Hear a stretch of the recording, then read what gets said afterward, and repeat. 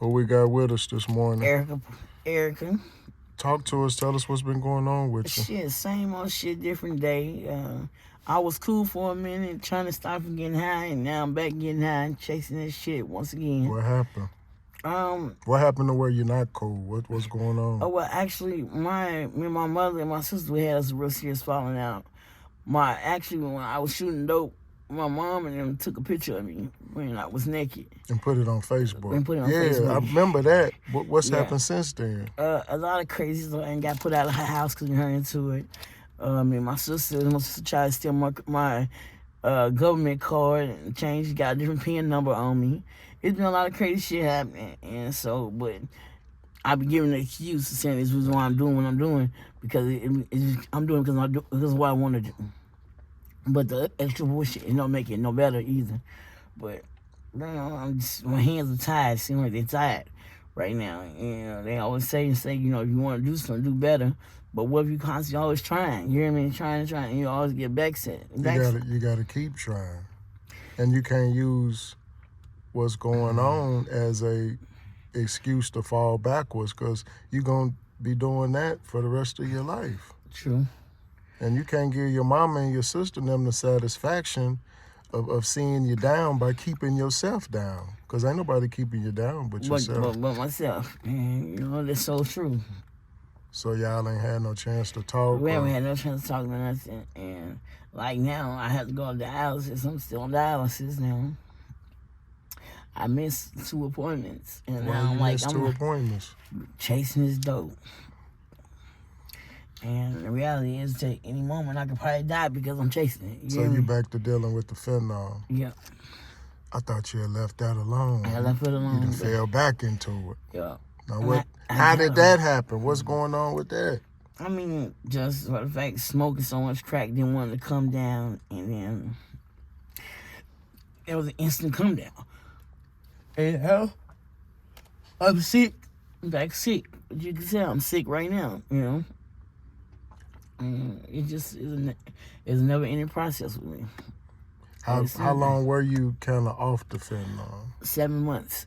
7 months in like a week. How did you feel during that period I felt of time? good. Actually, you know what? I ain't gonna lie. I was telling myself, it feel good not to have to go outside and go hustle. I could wake up, be able to eat, you hear me? Be able to take a bath, and now, you hear me? All of those necessity things is put on hold so I get straight. And that's sad. Even washing my ass is put on hold so I make sure I get straight. So, because you never know when your come up gonna come. And so it's always, it ain't one thing, it's always something else. So when do we get tired of putting ourselves second and putting the toxic substances first and reverse that picture? I wish I could tell you, man. I wish I could. But they say if you failed, it's because you did not try. Well, what if you failed and you did try? Because I've been seeing you and I seen you and I could tell the difference, and I can tell the difference when you off it and I can tell when you on it because you move different. And it's like, I really would like to see you off of it, but you got to want to see you off of it more than everybody else do because you got so much potential, you got so much to offer, and you kind of wasting your talents and wasting your potential by chasing this stuff it's going to eventually, like, have you seen anybody, has anybody kind of got off the streets that you was running with and that you couldn't use that for motivation or inspiration, or is it just kind of like a case by case? It's case by case. Because what worked for somebody else? It might not work for me. And then you got a lot of people who stop getting high and end up still fucking with the other stuff. And you still see them in the same circles, and then a week later, they back doing the same thing you was doing. If not worse. Right. So what do you think should be done to stop the use of the fentanyl? Or what do you think can be done to kind of get rid of? Can it be getting rid of? Or? Yeah. I think honestly, if we had more people like you, you hear me?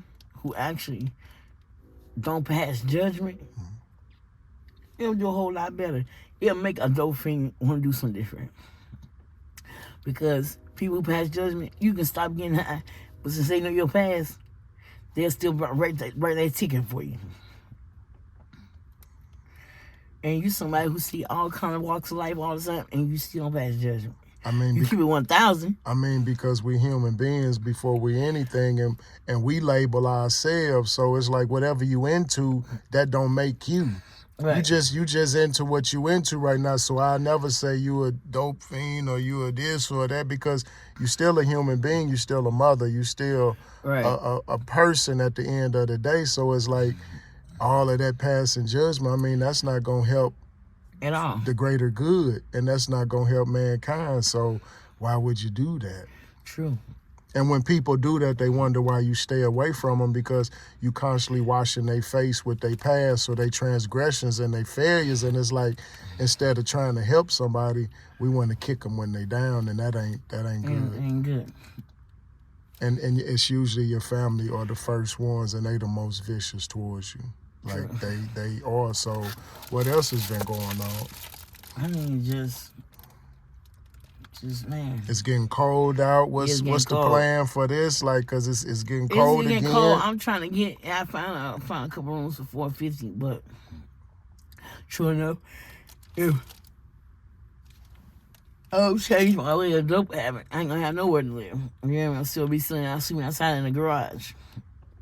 But I did find some places of $400, $450 a month. Mm-hmm. It's not bad, but hell, it's possible to work if I want to work it.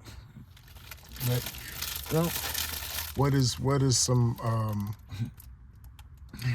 things you could tell a young girl who thinking about coming out here and walking this path? Don't do it. Don't do it. You have quite a few days up, but you have many days down. And you ain't nothing but prey, not predator.